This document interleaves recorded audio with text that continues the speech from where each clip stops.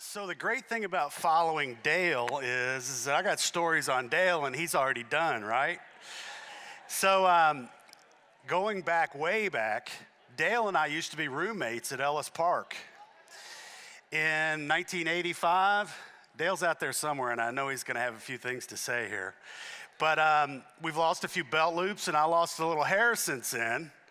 But we go way, way back. And a really interesting story is that the first horse that I ever won as a trainer in 1985, we subsequently sold to Dale's dad, and Dale ended up with the horse later on, and it was the first winner in his career too. So we both trained a horse named Final Destroyer for our first win. What's the chances of that? I mean, almost zero, right? So we won't get into the roommate stories too deep, but anyway, we had a lot of fun back then. I'm gonna read off a little bit of notes. So my background has been primarily from Lexington. When I was a kid, my grandmother and my grandfather, or my grandparents would argue over who I would go to church with. So my grandmother was smart enough to figure out that I really enjoyed horses, so I would go to her house for church on Sunday, and we would get to ride ponies that afternoon, which I thought was a great deal. They're going to show a picture. That's me on the pony, 1967, right? So my grandfather, he says, well, if I can't take him to church on Sunday, I'm going to take him to the races on Saturday. So I got the best weekend in the world, right? I get to go to the races on Saturday and the church on Sunday, ride ponies. You know, a kid living in Lexington. Grandmother lived right in town from Keeneland. Spent a lot of time at Keeneland as a young boy. That picture's taken at Keeneland. So about the age of 10 or 11, maybe 12, I was introduced to pedigrees. And what I'm gonna get into today is I don't wanna really talk about my career and what, on the racetrack so much, but so much about maybe what the core of, what my success or my luck or whatever you wanna call it is. So when we went to the races, my grandfather and my father said, okay, look, this one's by this sire out of this broodmare sire. And you started looking at the colors and you would see patterns. And so I got about half obsessed with reading the Blood Horse every week. I thought that every time I would look at a horse, the first thing I wanted to know was who's he by, what kind of mares is she out of, is it a sprinter, is it a router, is it a turf horse, is it a dirt horse? So those kind of things went through my head as a kid, and today I apply them on a daily basis. When we work a horse sale, we have to have, knowledge of the sire lines, the broodmare sire lines, the families, the conformation. So there's a lot of different bullet points that we need to hit when we look at a horse, whether we're buying it at auction, whether we're claiming it, whether we're buying privately. So a lot of decisions go through all of our minds, and that, to me, is the key to being able to get a good horse in your barn. So another interesting thing I did as a young boy is that when I was 16, I got my driver's license, and I decided I was gonna go to the November sale. So for those of you know the November Keeneland sale is a broodmare sale. Well, the interesting thing about a broodmare sale is you can walk in and they're running mares through the ring as fast as they can move them through. So what I would do is I would take either my hand or a piece of paper and I would cover the race record on the page, watch the mare present herself in the back ring, go up to the back ring, and then I would try to guess whether the mare could run or not. And I specifically remember a mare or a filly mare coming through the ring, and she was so crooked in her left front leg that I immediately said unraced. Boy, was I wrong. She was champion. Her name was Laurie's Dancer. She was by Northern Dancer. So those kind of things for me, and then I started looking at the way a horse's hip was made, because I believe that the hind end is much more important than the front end, and balance. And there's a lot of what I would call points of reference when you're looking at horses that are extremely important to the success of the horse on the racetrack. So I actually feel like I started training horses almost by accident. I can't say that I grew up saying I wanted to be a horse trainer. I really was more into the breeding side of it and worked on a horse farm when I was a kid and primarily attached to a weed eater. But other than that, you know, I really found that the breeding and the conformation and all that stuff was extremely interesting. So when I became a trainer, actually through helping my dad with a few cheaper horses, and one thing turned to another, and here we are 30-something years later, it wasn't something that I had sat down and grew up and said, this is what I wanted to do. But I think what the evolution of me is that I started out at Turfway Park, or actually Latonia. I had horses at the Kentucky Training Center. That was fine and everything, but they were extremely bad horses. And when you've got average to bad horses, as a trainer, you're sitting there walking in and you got to go over to the races, and you're watching Wayne Lucas bring some over, and you're watching a lot of the big outfits bring horses in. And so you have to admit that, you know, boy, I'd like to have a horse like that. So I've taken, I guess you could say, a lot of average horses in the beginning of my career and been able to sort through my head what they look like. And you can give me a list of horses that I've had since, you know, maybe in 86, 87, 88. And I can tell you what they look like, how they walked, who they were by, most of them, what kind of mare they were out of, and talent level, and subsequently whether they were successful or unsuccessful. So for me, when I go to a horse sale, I've got to take all this information and I cipher it through my head. Has any of you ever read a book by Malcolm Gladwell called Blink? So maybe you've heard of Blink. Blink absolutely is, when you look at a horse, okay, there's a first couple of chapters in the book Blink that talks about people that have the opportunity to analyze a piece of art. And so they had a group of people that had 7 seconds to analyze this piece of art. And they had a group that had 2 days.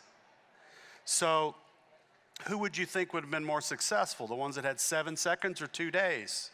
And the people that had 7 seconds to analyze that piece of art were more successful in the result, so whether it was fake or whether it was real. So when you go to a horse sale, you have to immediately take that vision, instinct, everything, and you have to plan it right, and you have to do it fast, because we might look as many as 200-300 horses a day in these auctions, and the faster we move and the faster the decision making, the faster we can get down to our short list and we can squeeze the group down.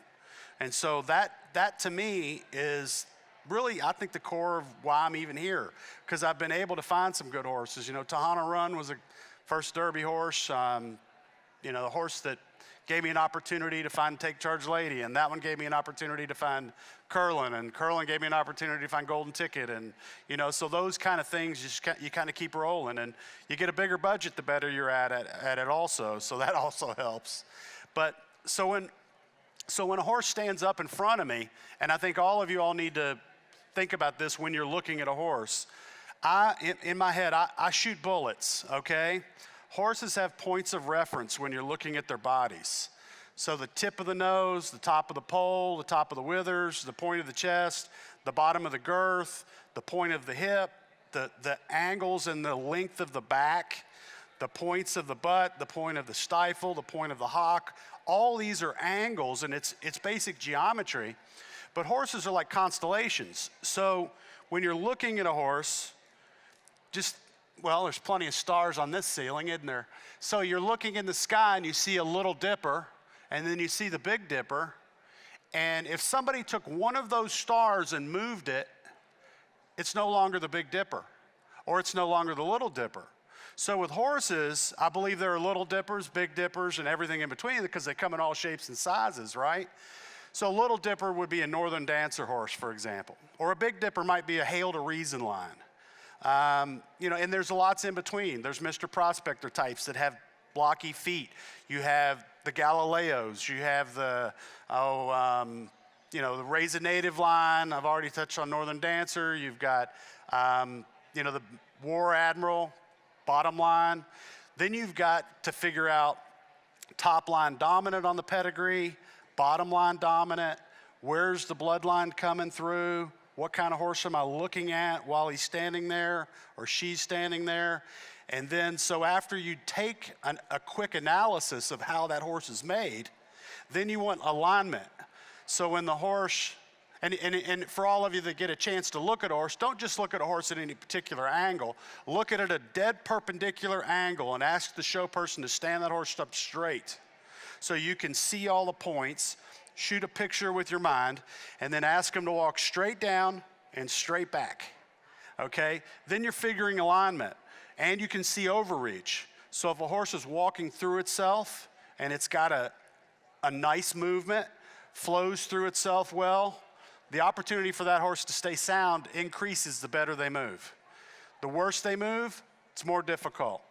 How they flow through themselves and what kind of energy they take the show person when they go. Like some horses, the show person's got to drag them along. And other horses, the horse drags the show person. And so you've got to see that. And you also look at their head and all these angles, it's all a big mystery. And what you're trying to do is, especially buying horses that are successful in Breeders' Cup races and all these big races, is a horse that physically checks all the boxes. Pedigree needs to be an injection of speed somewhere. It's got to be a female line that has some sort of class, although there are exceptions. And because the racehorse is a hybrid animal, the gene injection can come from any source, but pretty much 9 times out of 10, they've got the body that gets them there. So all these are just things that we deal with on a daily basis.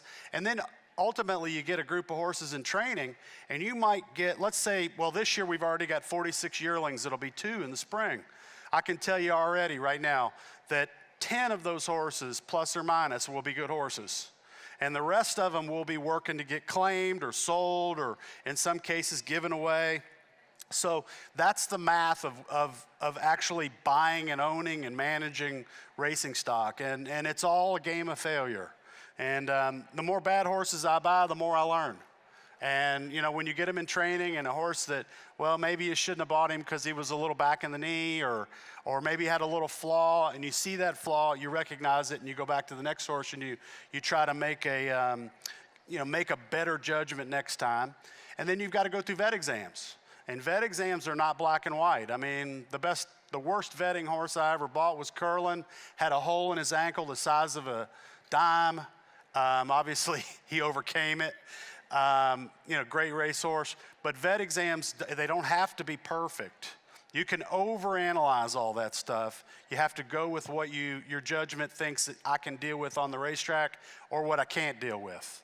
And then the last thing I'll touch on today is gene testing. I think this is going to be more prevalent. I think that people that own broodmares and own the subsequent foals should gene test their horses. I think it's a really good tool.